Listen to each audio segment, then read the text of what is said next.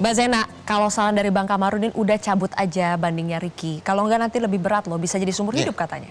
Ya mungkin itu pandangannya Pak Kamarudin. Mungkin dari kita berbeda. Sebenarnya keluarga itu sebenarnya udah patah semangat. Apalagi ibunya Mas Ricky yang memang sudah sakit-sakitan, nangis terus setiap hari. Terenyuh saya mendengar saat keluarga mengatakan kepada saya, Mbak, apakah masih ada keadilan untuk Ricky Rizal? Apakah masih ada keadilan untuk anak saya? Itu jujur saya menangis waktu itu. Makanya saya bilang, baik, kita upayakan sebisa kita. Kita sampaikan apa yang Ricky tahu, Ricky Rizal alami. Mungkin kalau misalnya tadi Pak Kamarudin menyatakan sudah melaporkan Ricky Rizal terkait yang transferan. Ricky Rizal waktu di persidangan selalu mengatakan ya memang dia yang mentransferkan. Tapi itu kan atas yang komunikasi antara Ricky Rizal dan Putri Chandrawati. Dan memang Ricky Rizal dan Joshua ini kan seperti yang kata ajudan-ajudan waktu sebagai saksi, memang Ricky Rizal itu sebagai karungga, kepala rumah yang mengurus keuangan lah rumah tangga ini Magelang, Joshua keuangan rumah tangga di Jakarta dipercayakan. Namun di sini memang saat itu Ricky Rizal mentransferkan itu memang karena artinya tidak ada Joshua, artinya Ricky Rizal yang harus mengurus yang ada di Jakarta. Karena memang saat itu setelah peristiwa itu dia tidak dibolehkan untuk kembali ke Magelangan karena memang harus sebagai saksi dihadirkan terus sebagai saksi, makanya ada di Saguling. Terkait barang-barang yang seperti Pak Kamarudin bilang HP, emas, laptop, semuanya itu sebenarnya Ricky Rizal tidak tahu karena Ricky Rizal itu dijadikan tersangka tanggal 7 Agustus. Dan kemarin sebagai saksi dari bank itu menyatakan tanggal 12 Agustus saja sudah ada transferan lagi yang dilakukan. Namun itu bukan dari Ricky Rizal. Artinya semua alat komunikasi yang untuk menggunakan m-banking atau apapun itu bukan dikuasain oleh Ricky Rizal lagi. Jadi kalau sekarang ada laporan lagi soal pencurian itu, hadapi lagi aja? Itu hak-haknya sebagai dari orang tua, dari PH-nya yang mewakili, itu haknya. Tapi Ricky Rizal bisa membuktikan itu. Oke, Pak Maru, dari orang tua Ricky bertanya, masih adakah keadilan buat Ricky? Kok yang satu mereka mengklaim berani menolak perintah Sambo untuk menembak Yosua, yang satu mematuhi perintah untuk menembak Yosua, tapi ini 13 tahun, yang satunya 1,5 tahun. Ya, saya kira kalau kita melihat itu secara individual, berdiri sendiri peristiwa itu, tampaknya seperti itu. Tetapi itu ada kaitan dengan seluruh peristiwa-peristiwa lain. Kalau soal tidak berani itu soal nyali saja. Tetapi rumus atau definisi daripada kesengajaan dalam perbuatan itu secara sederhana kan sudah kita dengar selalu itu. Willing and waiting. Betul. Menghendaki dan mengetahui. Jadi kalau dia sudah tetap berada di situ seperti kemarin kita katakan dari awal sampai akhir. Nah ini memang reformasi dalam pendidikan kultur kepolisian harus juga dilakukan, Pak. Bahwa my loyalty goes to my country, bukan kepada person.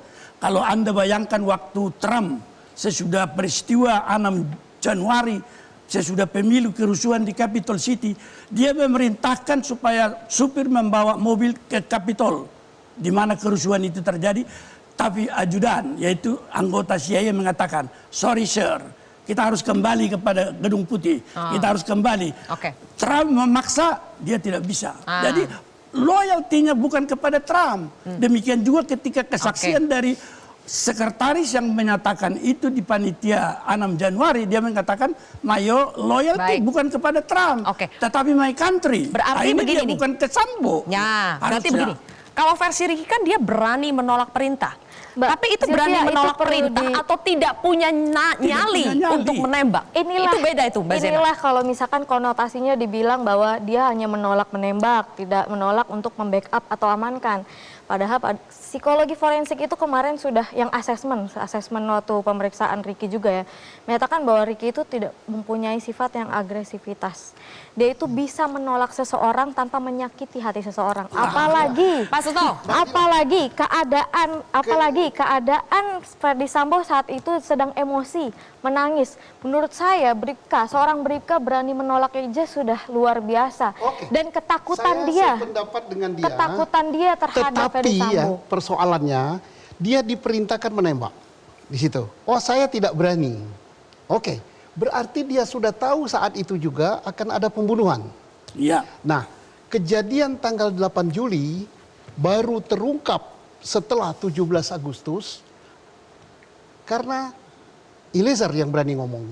Padahal Ricky Rizal tahu. Dan Ricky Rizal akunya nggak tahu Pak kalau Sambo mau menembak. itulah kebohongan Taunya inilah yang cuma mau memberatkan. klarifikasi. Iya, kebohongan inilah yang memberatkan dia. Apakah wajar dia minta keadilan terhadap Itu ini? mungkin Menurut Bapak asumsi tidak wajar? Bapak kebohongan. Tidak Sangat perlu lagi minta wajar. keadilan. Saya sangat sependapat dengan pertimbangan hakim yang hakim berikan. Saya selaku anggota Polri ya, walaupun sudah pensiun, Udah saya pensiun. bertanya, kenapa si Ricky Rizal yang tahu persis peristiwa itu, dia menolak dan tahu rencananya dan melihat terjadinya pembunuhan itu. Ngakunya nggak ngeliat Pak. Lah, Nggak tapi dia ngelihat tahu apa ada pembunuhan di situ dan dia sudah diperintah. Nggak ngeliat ada penembakan bukan? Iya. Versi Ricky melihat. Iya. Apa nih waktu skenario apa Pada yang melihat penembakan Yosua. penembak. Itu Taruh ruangan ya, kecil itu ruangan. ini beda nih. taruhlah nggak kalau- ngelihat, Mbak. kalau Misalnya dia tidak skenario- terlihat, tapi dia sudah pernah diperintahkan nembak. sama-sama. Terjadi peristiwa itu. Pertanyaan. Berarti ada penembakan. Kenapa dia berbohong? Nah, itu. Boleh Bang Rory. Sama-sama, Richard dan Ricky Rizal waktu itu berbohong saat skenario. Ricky Rizal hanya bilang, itu kan atas perintah Ferdi Sambo ya waktu di Provos itu lantai 3. Kamu hanya bilang mendengar ibu teriak, tolong. Terus masuk, Ya, kalau dia melihat buka Joshua itu duluan yang sebelum- menembak. Hanya sebelum- itu. Tapi setelah ini, sebelum kalau Eliezer, misalkan malah dibilang... Ricky Richard melihat Eliezer menembak. Bukan, Joshua yang nembak duluan ke Eliezer. Itu yang Itu yang skenario. sebenarnya tembak-menembak. Itu yang skenario yang disampaikan di Provos di lantai 3 ya. Rizal itu diperintah atau ditanya? Ditanyakan, makanya saya ngomong, ini ditanyakan, bukan Ricky diperintah. Rizal dan Ferdi Sambo ini berkesesuaian bahwa tidak diperintah tapi ditanya. Ditanyakan, pertanyaan. Berbeda sekali. Sebenarnya Mbak, esensinya bukan di situ. Kalau masih berskenario siapa yang menembak, siapa yang tidak menembak, tidak akan ada Tidak solusi. akan. Esensinya adalah sebelum saya menjadi kuasa hukum, saya sudah tahu itu peristiwa tembak menembak. Itu dulu yang pertama. Maka saya tuliskan di Penembakan. Facebook. Penembakan. Penembakan. Bukan tembak menembak. Artinya saya sudah tahu itu pembunuhan terencana maksudnya. Saya oke. sudah tahu pembunuhan terencana. Yang saya inginkan dari yang berlima ini adalah bahkan termasuk yang belum jadi tersangka sekarang kan saya kejar terus. Yang menyalakan petasan dan sebagainya itu tukang somai, tukang ojek itu semua itu adalah ajudannya beliau. Saya cuma minta pertama akui. Yang kedua sesali. Yang ketiga minta maaf. Saya cuma tawarkan 3 talenta. Kenapa ini Ricky Rizal tidak mau mengambil yang 3 ini? Ya Mbak, Yang- kalau dia ambil Ricky Rizal sebagai selalu meminta justice kolaborator, Iya. maka dia yang akan bebas. Saya garansi diampuni. Iya. Oh, Artinya Kemarin udah kita bahas juga ini. 1 bulan lebih dia tidak mau mengampuni jadi Ricky Rizal JC. lebih mudah daripada mengampuni Barada Richard Eliezer. Yes. Karena eksekutornya adalah Barada Richard Eliezer. Iya. Richard Eliezer. Saya penganut kejujuran. jadi Iya. salah, Karena saya salah suka- kalau Ricky tidak mau jadi Karena saya JC. suka dengan Bebas lagu. dia kalau dia Saya suka dengan lagu kejujuran, keikhlasan itu yang Iya. utama. Strategi menghadapi Jadi masalah. artinya andai kata Ricky Rizal mau Jadi mengambil JC, 3 talenta itu, bebas dia. saya bebaskan dia dan saya minta keluarga mengampuni. Iya. Tetapi kenapa yang kita ampuni eksekutornya? Karena dia mengambil talenta itu semua. Dia ambil. Padahal komitmen. peluang buat Ricky diampuni, Wah, peluang ada. buat Ricky menjadi Terbuka. JC itu lebih terbuka Jauh. daripada Richard Ini yang Eliezer. pertama, kalau misalkan masalah JC, saya kan masuk saat rekonstruksi, baru masuk. Sebelumnya kan PH dari Sambo. Di situ kami selalu pesan dari keluarganya Mas Ricky, JC, LPSK, permohonan LPSK. Saya tekankan terus sama Mas Ricky. Mas Ricky bilang, Mbak, saya waktu jujur itu kan memang penyidik ngomong. Udah kamu jujur aja. Kata Richard, Ferdi Sambo yang nembak semua. Itu kata penyidik saat itu. Habis itu dia ditemukan oleh keluarganya. Nangis-nangislah di situ. Dia disuruh ngaji Al-Quran. Baru di situ dia jujur. Itu yang pertama. Kedua, dia ngomong, saya jujur bukan karena saya takut sekarang. Karena saya melihat orang tua saya, keluarga saya menghampiri saya, membukakan mata hati saya bahwa saya tidak perlu ikut skenario, saya tidak perlu takut karena ada keluarga yang support. Makanya saya berkali-kali Pak menawarkan LPSK itu Kalau karena memang pesan sudah dari berani keluarga. jujur, kenapa tidak sekalian jadi JC? Itu aja pertanyaannya. Dia ngomong, saya jujur tidak perlu LPSK karena saya Ya. jujur, saya tidak takut, Oke. saya tidak ada Kita lihat tekanan. bedanya kalau sama Richard Eliezer yang jujur dan ada LPSK. Bang Rory. Iya, tentu kalau dibilang Ricky Rizal jujur ya faktanya ya.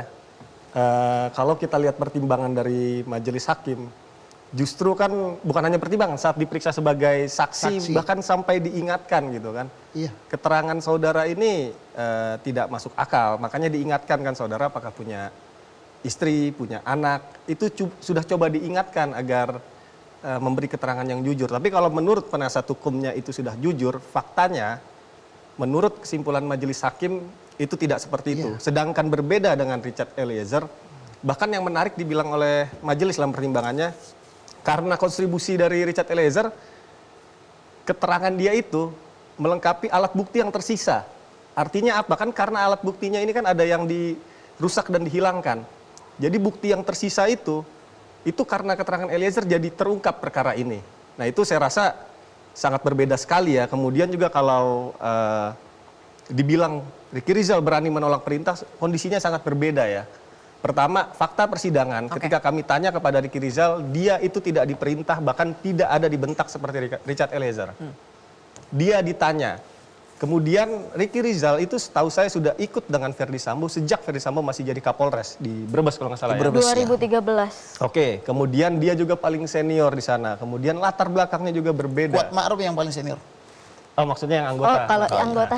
Kemudian latar belakang antara Richard dengan Ricky Rizal juga berbeda. Yang satu lantas ya pengabdian, kemudian Richard itu dari Brimob ya, paramiliter. Jadi saya rasa suasana kebatinan yang dialami oleh Richard dengan Ricky itu sangat berbeda. Tetapi kan kita lihat pada akhirnya siapa yang mau berbalik meninggalkan skenario jahat tersebut. Oke, dan Baik, Mbak Silpi. Bang Kamarudin, Ini di hadapan boleh kita kasih kesempatan buat Kamarudin untuk menjawab, tapi kita harus jeda terlebih dahulu ya, Oke, Bang Kamarudin iya. ya. Masih ada satu segmen lagi, Bang saya mau Jamin kasih Ginting dia juga nanti silakan tantangan lagi dikomentari. kalau memang saya cabut laporannya kalau memang benar dia mau jujur. Mau ditantang untuk jujur. kasih kesempatan kedua, maksudnya untuk jujur ya. Untuk jujur. Mau Kalau atau benar-benar tidak, mau jujur. kita akan jawab nanti usai jeda.